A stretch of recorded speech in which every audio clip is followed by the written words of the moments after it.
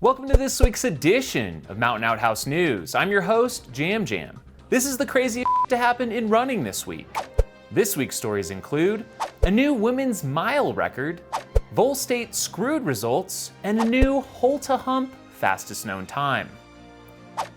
We begin this week with a new FKT, or fastest known time, that involves the Grand Canyon, but likely one that you've never heard of. James Benet set a new mark on the route dubbed the To Hump. The To Hump concept was first executed in 1982 by Scott Baxter and Alan Williams, who completed it in 21 hours 26 minutes. The goal is to run from the Colorado River at the bottom of Grand Canyon, elevation 2,500 feet, whole, to the top of the highest point in the state of Arizona, Humphreys Peak at 12,633 feet, Hump. But it wasn't always that way. The hump to whole was actually first thought of in the 1960s, but in the reverse direction, going from hump to whole. No one ever completed it back then, so it was switched to the up direction.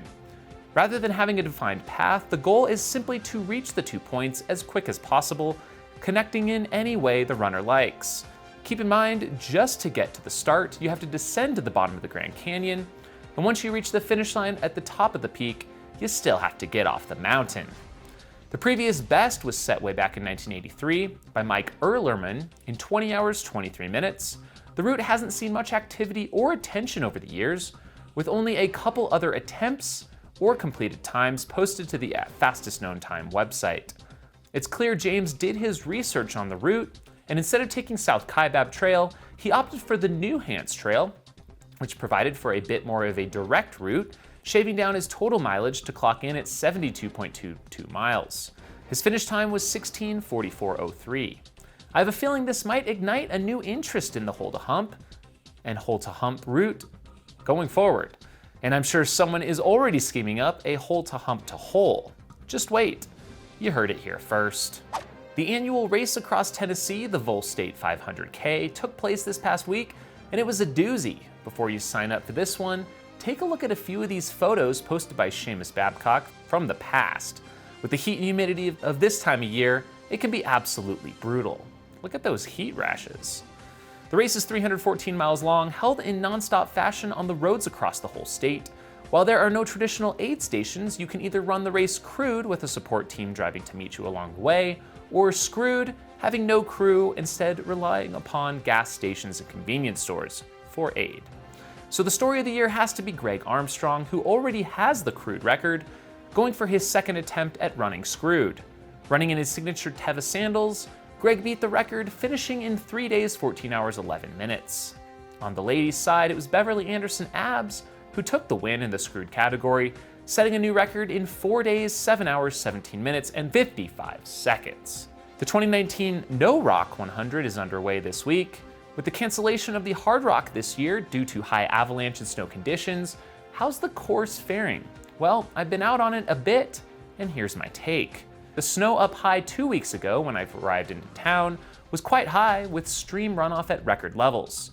Since, the melt has been tremendous and much of the snowpack has melted out. However, there is still significant snow up high, meaning icy traverses in the early mornings and slushy post-holing in the afternoons. Streams are still flowing dangerously high, and there are plenty of those to cross. Avalanche paths are slowly getting cleared, but still pose major obstacles for those traveling in the San Juans. Many of the Jeep roads in the area have opened up, but one major one at the Grouse Gulch aid station is still covered by deep snow from a slide that has piled snow and debris high over top the actual location for the Grouse Gulch aid station. All in all, it was the right move to cancel, and we'll stay tuned for Hard Rock 2020. Two running events that did still take place in Silverton just a week ago despite the obstacles were the Kendall Mountain Run and Silverton Alpine Runs. These face less issues, being shorter than Hard Rock, but still had to contend with high snow and the Grouse Gulch avalanche slide. 42nd Kendall went off Saturday with Timmy Parr taking the win in 1:44:19. Not his fastest time on the course, likely slowed in some respects from the snow, but he pulled off the win. Timmy had 2 minutes up on Tate Lagasca of Durango. For the women, it was Kelly Wolf taking her first Kendall win in 2:07:46, just ahead of Colleen Lingley of Flagstaff, who finished in 2:08:41. The next day, we saw the largest ever field for the Silverton Alpine Runs, a race created by hard rocker Emily Bear back in 2004. In the 50K, Ryan Kaiser absolutely ripped the course, setting a new course record in 3:56:21, while Heather Hosch was the women's winner in 5:09:12, the second fastest all time. In the marathon, we didn't see any records, but Cody Reed was the winner in 3:45, followed by Drew Freeze in 3:53. For the ladies, Maggie Guterl was first in 4:32, followed by Rebecca Bramley just 2 minutes back. Gotta shout out my brother and sister-in-law, Nick and Lauren Curry, for their wins of the 2019 Mount Hood 50 mile. The course runs near Mount Hood in Oregon and does a double out and back along the Pacific Crest Trail. Nick took the overall win in 6:23, while Lauren was 5th overall, a women's winner in 7:13.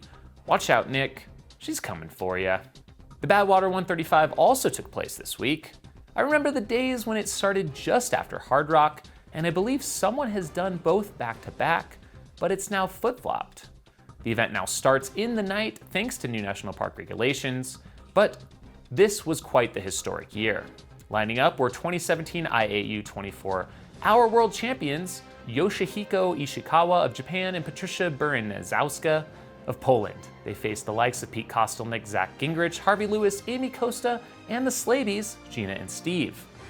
That wouldn't matter much as both went on to smash their respective races, with each setting new course records. Ishikawa won in 21:33:01 and even proposed to his girlfriend as soon as he finished.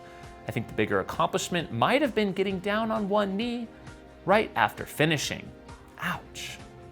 Baranovska placed 2nd overall, and her new record time is 24:13:24.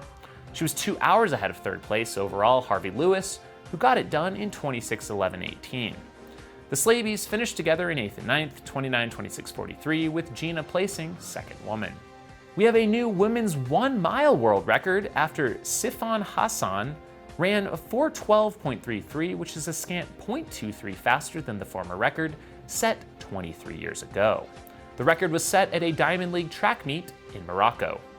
And with that, thanks for tuning into episode 154 of Outhouse News. This show would not be possible without the continued support of our Patreon contributors, who help with the production of this show each and every week. Join the Patreon crew at the link below for as little as $2 per month.